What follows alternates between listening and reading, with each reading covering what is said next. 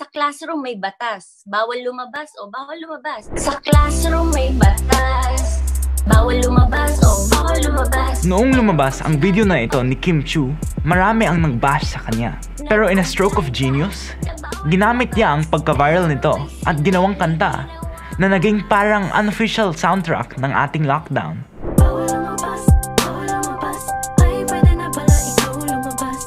So don't count her out just yet.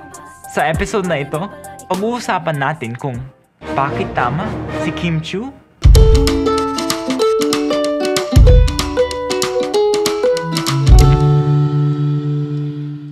Hey classmates! Ito po si Ricardo Padilla at welcome sa ibang klaseng klase. Noong napilitang mag-off the air ang ABS-CBN, naglabas ng pahayag si Kim Chiu bilang depensa sa network na kanyang naging tahanan mula nung start pa lamang niya sa showbiz. Naging bida siya sa ilan sa mga top-rated shows ng network, gaya ng My Binondo Girl, Ikaw Lamang, and who could forget her epic slap showdown from Ina, Kapatid, Anak. She took to social media para ipaliwanag kung bakit may karapatan pa ring umere ang ABS-CBN. Ikinumpara niya ang batas ng isang bansa sa mga rules sa loob ng isang classroom na dapat sundin ng mga estudyante sa loob nito. Unfortunately, medyo confusing yung pagkakasabi niya, kaya hindi siya sineryoso ng mga tao. Pero kung tatanungin niyo ako, I think her statement makes sense. Bakit tama si Kim Chiu, G? Ipapakita ko sa inyo kung bakit. Sa classroom may batas, bawal lumabas o bawal lumabas. Pero pag nag-comply ka na bawal lumabas, pero may ginawa ka sa pinagbabawal nila, inayos mo yung law ng classroom nyo at sinubmit mo ulit, ay pwede nang pala ikaw lumabas. Sa classroom may batas, bawal lumabas o bawal lumabas. Sa classroom may batas, bawal lumabas o bawal lumabas. Ano nga ba ang ibig ng sabihin? Just like sa classroom na may rules, ang bansa natin ay may mga batas na dapat sundin. Yung mga license to operate ng mga negosyo ay sakop rin ng mga batas ng bansa. May kapangyarihan ang batas na ipasawalang bisa ang license to operate ng mga korporasyon kung mapatunayang hindi nagagampanan ang mga duties nito sa mga mamamayan. Actually, sa ating 1987 Constitution, nakasaad na ang Congress ang may autoridad na magbigay o hindi magbigay ng license to operate sa mga corporations. Tingnan nating example, ang ABS-CBN. Noong 1995, nakakuha ang network ng 25-year media franchise. May bisa ito mula 1995 hanggang sa kasalukuyang taon na 2020. Ipinatupad ang Republic Act No. 7966 na siyang nag-renew ng franchise ng ABS-CBN noong March 30, 1995. Balik tayo sa analogy ni Kim Chiu. Gaya ng isang estudyante sa isang classroom na dapat sumunod sa mga rules, ang korporasyon rin ay dapat sumunod sa rules ng isang bansa. Pero pag sinabi mo, nag-comply ka na bawal lumabas, pero may ginawa ka sa pinagbabawal nila, inayos mo yung law ng classroom nyo at sinubmit mo ulit, ay pwede nang pala ikaw lumabas. Kapag ang isang estudyante ay nag-aaral ng mabuti, hindi lumiliban sa klase, at hindi nangongopya, hindi ba't isa siyang huwarang mag-aaral? Kaya dapat lang nahayaang magpatuloy siya sa kanyang ginagawa. So bakit mo siya pipigilang lumabas ng klase kung maayos naman ang ginagawa niya bilang estudyante? Sabi nga ni Kim Chiu, pero pag nag-comply ka, inayos mo yung law ng classroom nyo, at sinubmit mo ulit, ay pwede na pala ikaw lumabas. Ibig sabihin ng statement na ito, if you follow and comply with the rules, bakit ka pipigilan na gawin yung ginagawa mo naman ng maayos? In the case of ABS-CBN, yung 1995 franchise na binigay sa kanila is the reason for being.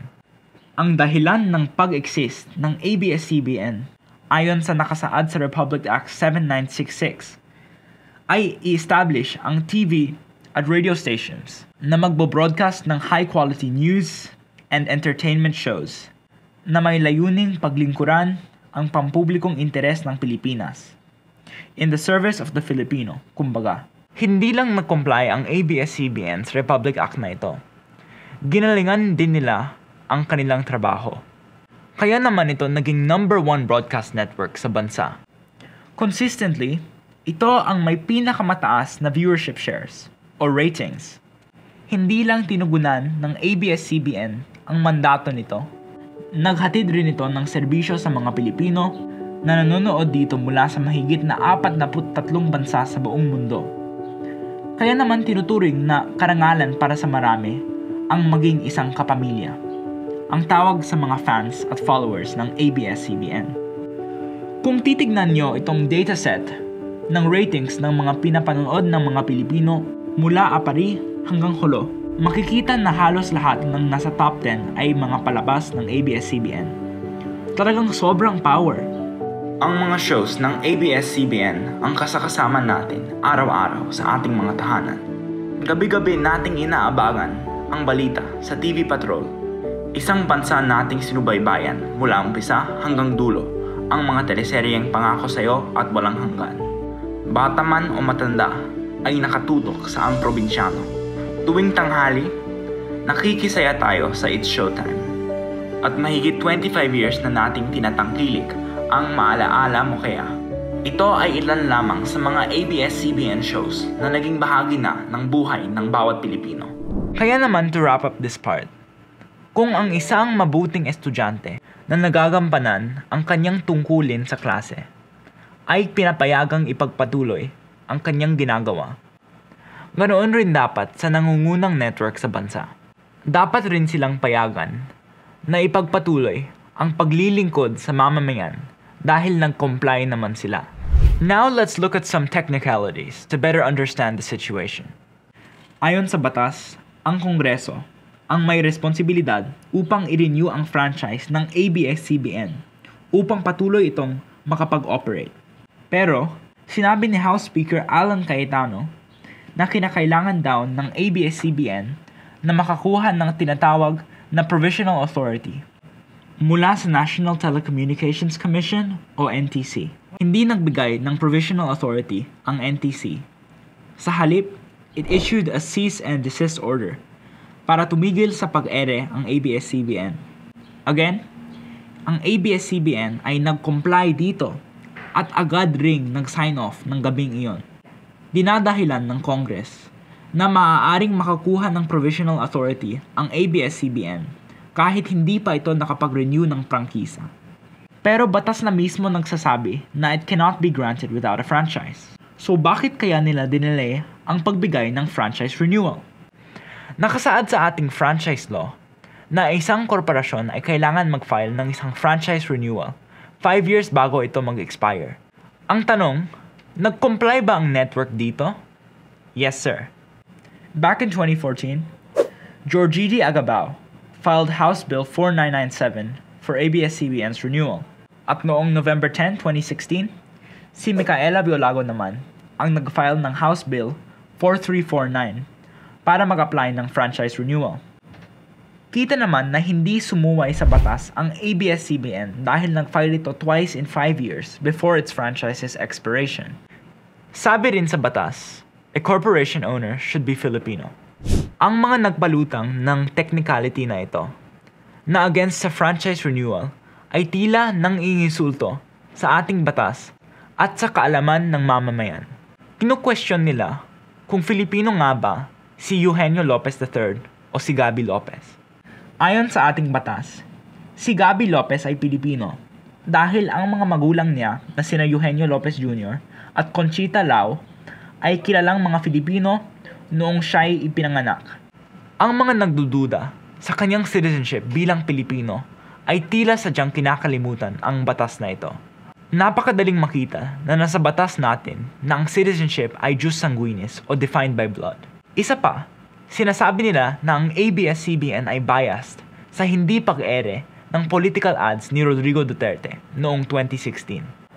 Pinabulaanan na ito ng CEO ng ABS-CBN at naipakitang umere naman ang mga political ads na nabanggit, maliban sa ilang mga local ads. Humingin na ang network ng paumanhin dito at tinanggap naman ito ni Duterte. Lastly, kamakailan lamang ay naglabas ng cease and desist order ang NTC laban sa pag-ere ng ABS-CBN TV Plus channels nito sa Metro Manila sa pamamagitan ng Sky Direct.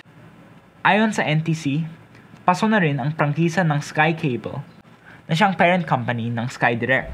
Apektado rito ang mahigit 1.5 million subscribers, kabilang na ang mga kabahayang hindi naaabot ng free TV signal. Mawawalan ng access to news, information, and entertainment ang malaking bahagi ng mga kabahayan sa Metro Manila dahil dito. Ngayon isipin natin, bakit ba mali itong nangyayari at ano ang dapat nating gawin? Kung alam na ng Kongreso na maaari lang mag-opera ang network kung may franchise license ito, hindi dapat nila pinatagal ang pagre-renew nito. Hindi na dapat natenga ng 5 taon ang House Bill na ito sa kanilang mga kamay. For comparison, it took only 11 days for GMA Network's franchise to be approved in Congress and 13 days for TV5 Network. Balik tayo kay Kim Chiu at sa kanyang analogy. Hindi dapat pinarurusahan ng isang guro ang estudyante dahil lang ayaw niya dito. No fair teacher would do that. No decent school would do that. At yun mismo ang punto ni Kim Chiu. Sinasabi niya at pinaalala niya na a good student who does his or her duty should not be detained, punished, or expelled.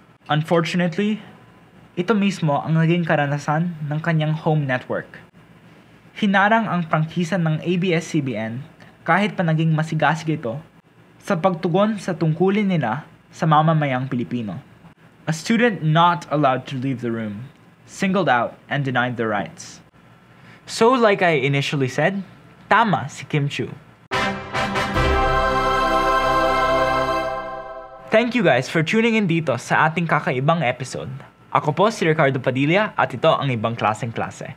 Mag-subscribe na kayo at pindutin nyo na rin yung bell para malaman ninyo kung may bago kaming videong in-upload. Hanggang sa muli!